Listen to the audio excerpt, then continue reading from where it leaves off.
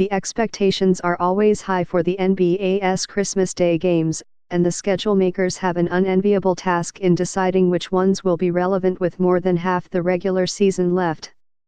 This year's collection of games is hit and Mississippi. 2 of the 5 could be Eastern and Western Conference Finals previews, while 2 others seem likely to be blowouts. Either way, it will be more than 12 hours of action, and by the end there will be a few teams holding serious bragging rights. Clippers at Lakers, 8 p.m., ABC. Point to the Lakers' soft schedule all you want, but the fact remains that LeBron James and Anthony Davis form one of the most potent combinations in NBA history. James has stayed true to his word, letting Davis be the top option on offense, and that has led to a somewhat absurd statistic for James. In his 17th season, he is leading the league in assists per game for the first time. The Clippers have a far more varied approach. The main players are always going to be Kawhi Leonard and Paul George, but Lou Williams and Montrezl Harrell are both averaging 19 points a game off the bench, never letting their opponents catch their breath. Trying to glean anything from the Clippers' 112-102 win over the Lakers on October 22 would be unwise, as George missed that game and the Lakers had yet to refine their rotation into the powerhouse it is today. There is little question that the Clippers are a deeper team, one that can beat an opponent in a greater variety of ways than their crosstown rivals can. But the Lakers are currently the number 1 seed for a reason, and the star power of James and Davis, combined with the rim protection of JaVale McGee and Dwight Howard, makes this game anyone's guess. Bucks at 7-6 ERS, 2:30 p.m., ABC. Giannis Antetokounmpo has inexplicably gotten even better after winning the Most Valuable Player award last season.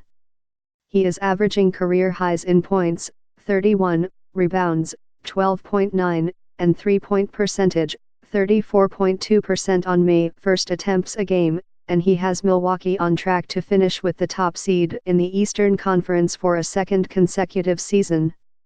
At this point, though, Antetokounmpo and the Bucks have proved everything they can during the regular season, and they will need to get to an NBA Finals to take the next step. That will most likely require getting through Philadelphia. Though the 7-6 ERS are still seeking an offensive identity, they are so big and so talented that they have managed to be a top 5 team in the East despite having somewhat disappointed so far. Typically blessed with an enormous height advantage, the 6'11" Antetokounmpo will be dealing with a 7-6 ERS team that can throw Al Horford, 6'10", and Joel Embiid, 7 feet, at him on both ends of the court. The Bucks are one of the 3 most efficient teams in the NBA in both offense and defense, and have won 21 of their last 22 games, but playing in Philadelphia could turn this matchup into an interesting battle. Celtics at Raptors, noon, ESPN.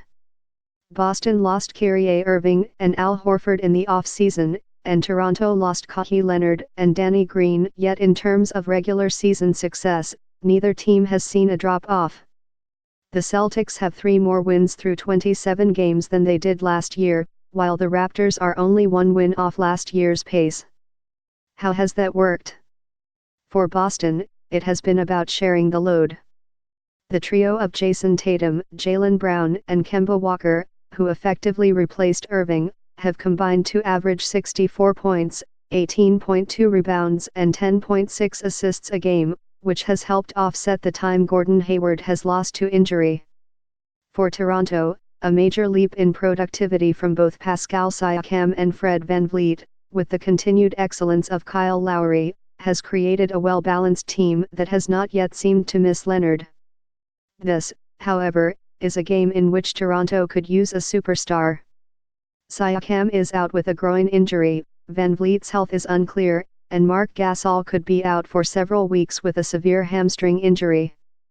That leaves the Raptors remarkably short-handed against a Celtics team that is deep even without Hayward. Toronto is tenacious, regardless of who plays for them, but a win in this game is unlikely. Rockets at Warriors, 5 p.m., ABC. It is easy to see why the N.B.A. might have assumed this would be a Christmas-worthy game, instead it is a good argument for the league to be able to flex its schedule and move one of these matchups to another day. The Warriors' loss of Kevin Durant through free agency was a foregone conclusion, but Golden State, which eliminated Houston from the playoffs in 4 of the last 5 postseasons, is also missing Stephen Curry and Klay Thompson, both of whom are out indefinitely with injuries. That has left the Warriors, 6-24, often looking like a glorified G League team, while the Rockets, 20-9, thanks to sensational play from James Harden, have the third best record in the West. If Houston thinks a blowout win against Draymond Green, D'Angelo Russell and a bunch of minimum salary players would exact some revenge for recent playoff failures, it should not be all that hard to obtain. Pelicans at Nuggets, 10:30 p.m. ESPN. This game was undoubtedly chosen to showcase the Pelicans' rookie Zion Williamson against a contender, but Williamson's knee injury in the preseason scuttled that plan. That leaves a comical mismatch between the second-best and second-worst teams in the West. New Orleans, 7-23, beat Denver, 20-8, on Halloween thanks to big performances from Brandon Ingram and Yalo Okafor, earning the Pelicans' first win of the season. Since then they have lost 14 of their last 15 games, so expecting another upset against Nikola Jokic and the Nuggets would be unwise. All times are Eastern.